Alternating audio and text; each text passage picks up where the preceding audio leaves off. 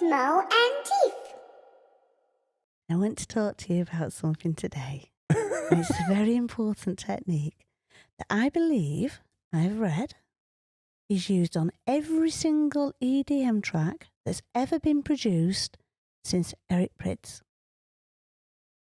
I'm going to call bullshit on that one. I'm going to call bullshit unless it's gain. No, it's not.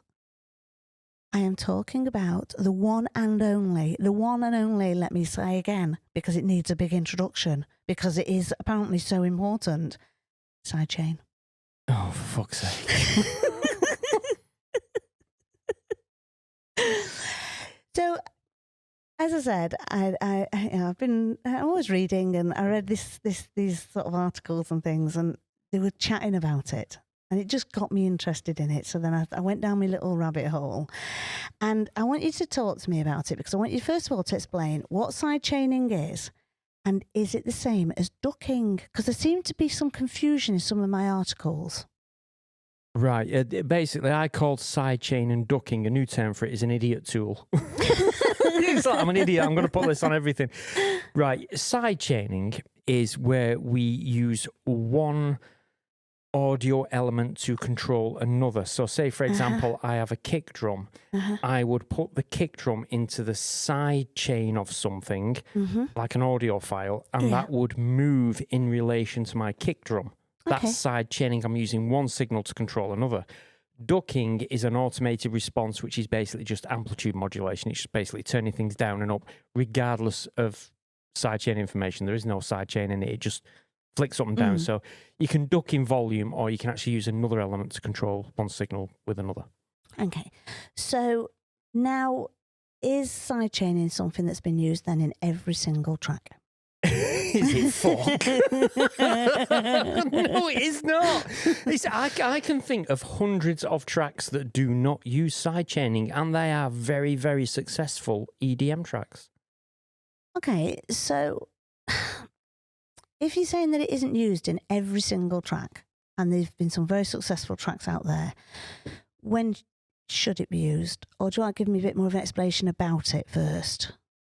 What, like the history of it? Yeah, let's I tell you what, let's go back. Let's rewind into, right, what happened is many, many years ago, when mastering actually involved more than turning something up, and it involved listening to vinyl and understanding curves. I do more than just turn stuff up. No, but I'm on about the kids today.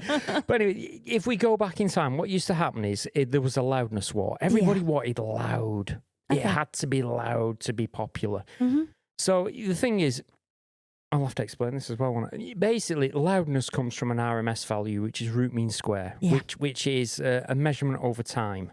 So basically, we can say that a sustained period sounds louder than a peak period. Okay, yeah. Right, so we'll say that you have this mix. You turn that up, and it's really loud. But the problem is, what you're going to have then is you're not going to have a difference between your mix and the peak of the kick. No. Now, what we need to do is we need to think that if you're listening to a mix and that the peak of that kick is higher than your mix value, that's going to move the speaker cone a bit more, and you're going to feel the thud in your chest. Now, we call that the excursion factor or the crest factor. Now, what we used to do in the old days is we used to compress the crap out of music, make it as loud as possible, but that meant that the kick lost punch because there's no excursion value anymore. Okay, the kick isn't louder, really, than the RMS. So what we used to do, we used to take the mix without the kick and squash the shit out of it. You used to make a sausage out of it. And then what you would do is you'd feed that out to a compressor. Right. Now, a compressor has a sidechain input, and we'd take the kick and feed that into the sidechain, and we'd set the compressor on very high values, typically stun values. And what would happen is every time the kick occurred, the compressor would activate and it would duck the mix out of the way of the compressor. Right. And then when the kick stopped, the mix would regain in its signal strength again. So it sounded like your kick was really punchy, yet your music was loud. That's the history of it. That's why we used to do it. Right. So do we not do that technique anymore? No, because the loudness wars are pretty much over now, and we're more into dynamic range because of streaming platforms. So I mean, you know all this anyway. I know. We're just having a conversation, aren't we? So basically what we have to do now is just to ensure we have dynamic range, which means there's going to be a different ratio between your kick peak and your RMS value of your music. Okay, so what does sidechaining do then to your music? If you sidechain something, Well, one of the biggest problems we have with sidechaining or ducking anything, I mean, if you apply compression to something, this is the same.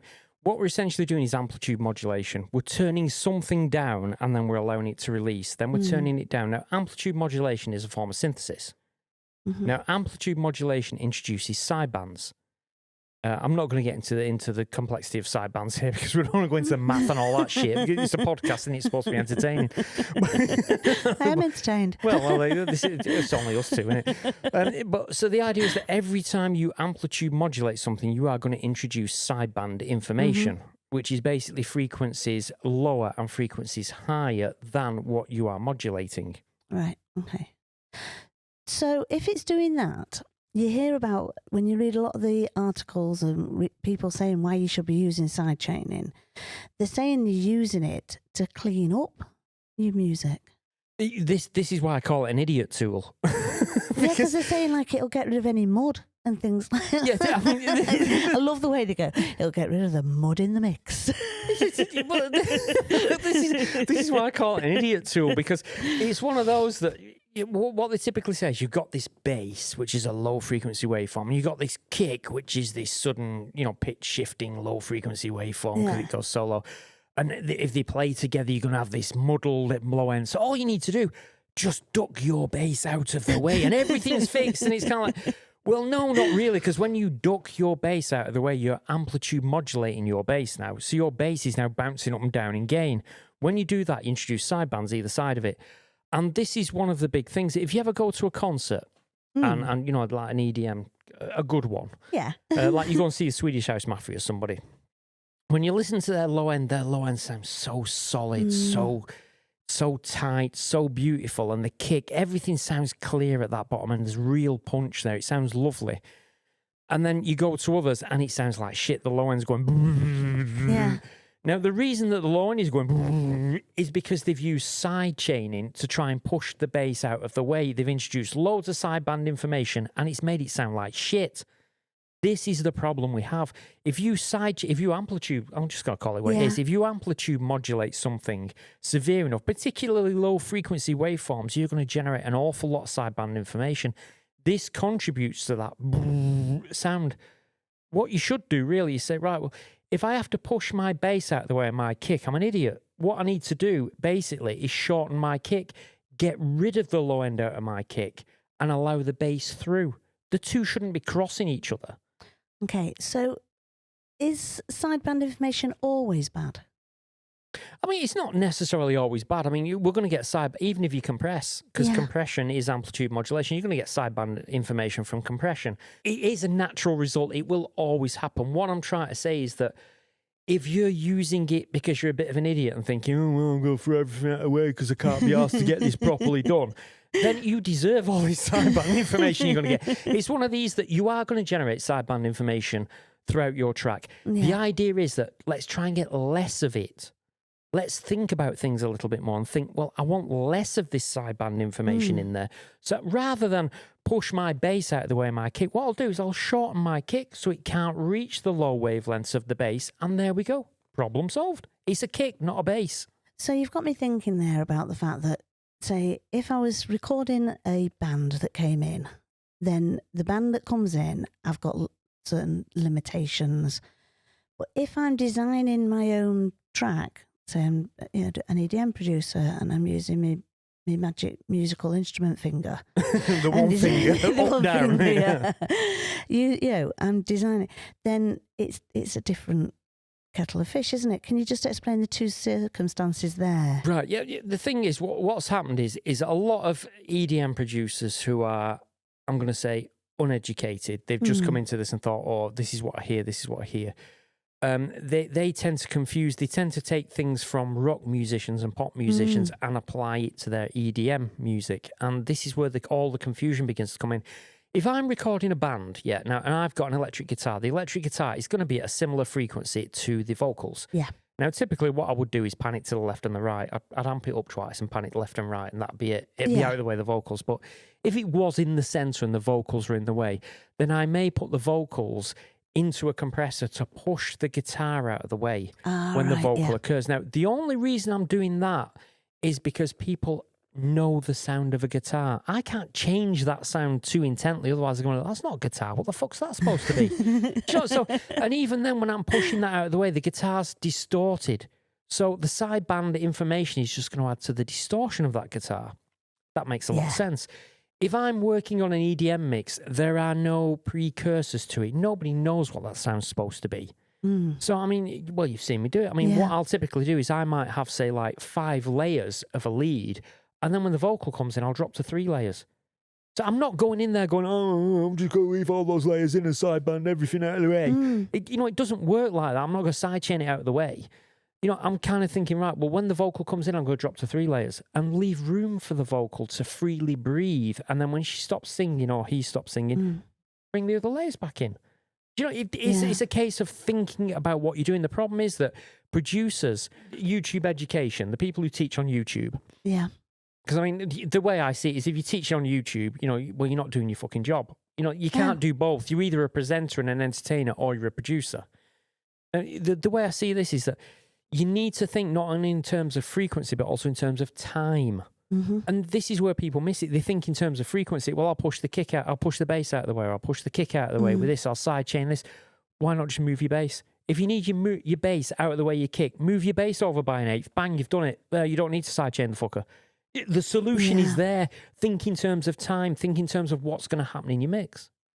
Another thing that I was reading that, got my brain sort of ticking a little bit was they were talking, one article was talking about sending everything out, every single channel out for sidechaining. And then what then made me really my head blow was the fact that then they talked about not only doing that, but then also using sidechaining to make sure that their mix down was as loud as possible before the final master. Well, first of all, you know perfectly well. You're a master engineer. You know perfectly well that you don't want to send a loud master to your master engineer who's going to be pissed. You're going to send me back, are you? I think that's why I got a bit agitated about why I wanted to talk to you about it. But this is why I get so agitated. I mean, everyone says you get wound up so quickly. And it's because you read this shit on the internet and you're like, you're talking bullshit. Stop it. And it gets annoying. Don't send me a sausage. I can't do anything with it. I find it... These people need to start taking responsibility for what they're teaching these kids today, and this is what winds me up. They have no responsibility for it. Now the thing is, basically saying what you'll do is you'll duck your kick and your bass out of the way, and then you'll take lots of different channels and you'll push them out to another compressor. Now, we're introducing another problem here. If I take multiple channels of audio in my DAW or on a mixing desk or whatever, and I send them out to something to sidechain or duck, what I'm doing basically, I'm combining multiple signals together and then putting them through a nonlinear process. Right. That's going to introduce what we call intermodulation distortion now. So not only are we creating sideband information, we're now creating intermodulation distortion. So on the low end, we've got sideband all being created down there. Then in every channel we've just sent out to that, we've got sidebands, and now we've got intermodulation distortion. And the problem is at the end of this, people go, why does my mix go? And it's like, because you're a fucking idiot. If you understood this stuff properly, you'd say, well, why am I doing that? Why am I taking the lazy route out of this and try to sidechain everything? Do you think there's some of that, though, as well, is... when you think about the fact they're using all the sidechaining and they're doing so much damage to the low end, is because they can't hear it in their listening environment. Well, yeah, that's a major problem. I know we'd go on for hours about this topic because we could, and it's such a deep topic, and we'll have to revisit it. But it is. It goes on forever. The thing is, what you need to do. I don't want to put across here that never duck, never sidechain. I was going to say that to you. It's not a never do it. If it's for a creative reason, do it. If it's creatively inspiring, if it does something that's creative, but don't do it just because you're fucking lazy and like, well, my kick's in the way. I'll just sidechain it out of the way. Oh, that's in that. I'll just sidechain it out of the way. That's in that. I'll just sidechain it out of the way. Rather than thinking like that, try and think in terms of time and think, well, that's going to get in the way of that. How could I solve this? Rather than instantly reverting to the laziest fucking way you can do it by thinking, I'll just duck everything out of the way. I think you one of the things you said there really nailed it on the head for me is, these techniques, use them creatively. If you hear somebody else use it, that doesn't mean that everybody then has to use it.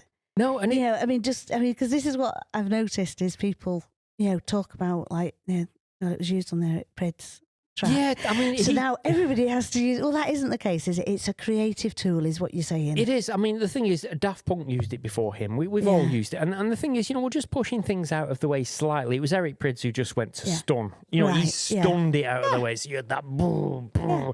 And it worked on that track and it was a fantastic technique. Doesn't mean we all want it. No, and the thing is, not every EDM track uses it. I can think of millions of... Well, I'm not going to say millions. I've told you 1,000 times, do not exaggerate.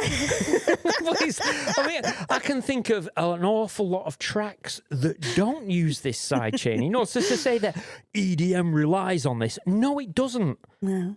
It's just a very, very lazy approach that everyone's stuck on and go, I can push that out of the way, and I'll push that out of the way, and I'll push that out of the way, rather than being an engineer and thinking in more appropriate terms of time and frequency, not just frequency. Okay. I think this is one we're going to visit again because it's Just 'cause it winds me so up. juicy. There's so much to talk about. And I think actually it's time for lunch and I've got that 3-course meal ready. I'm not going to exaggerate now, but there's a 3-course meal waiting. Is there? No, I'm exaggerating. Okay. Jam butter. I told you 1,000 times, don't exaggerate. Thank you. You're welcome. It's Mo and Tifa.